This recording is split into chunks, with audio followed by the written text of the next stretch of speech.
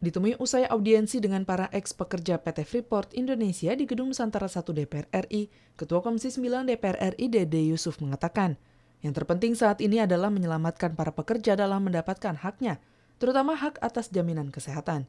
Dede Yusuf menegaskan, dalam hal ini negara tidak boleh mengabaikan hak para pekerja Freeport, sebagaimana yang telah diatur oleh Undang-Undang Sistem Jaminan Sosial Nasional.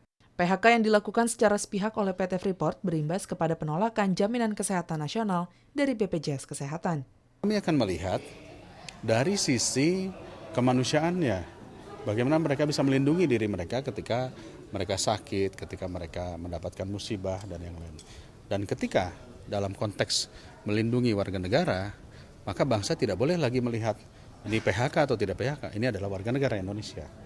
Sebagaimana diamanatkan dalam Undang-Undang SJSN atau Undang-Undang BPJS. Mungkin itu yang akan kami dahulukan.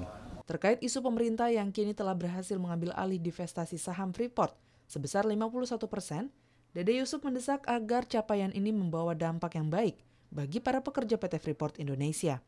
Dede Yusuf berharap pemerintah tidak hanya memikirkan nilai investasi, tapi juga memikirkan hak-hak para karyawan sebagai aset perusahaan dan bagian dari investasi itu sendiri. 51% saham artinya juga permasalahan yang ada di dalam pun harus ikut masuk, harus diselesaikan. Jadi nggak bisa hanya mengambil nilai investasi atau nilai produksinya saja tanpa berpikir tentang karyawan. Karena karyawan juga adalah bagian daripada investasi itu sendiri, bagian daripada aset daripada perusahaan. Siva dan Julianti, PR Parlemen melaporkan.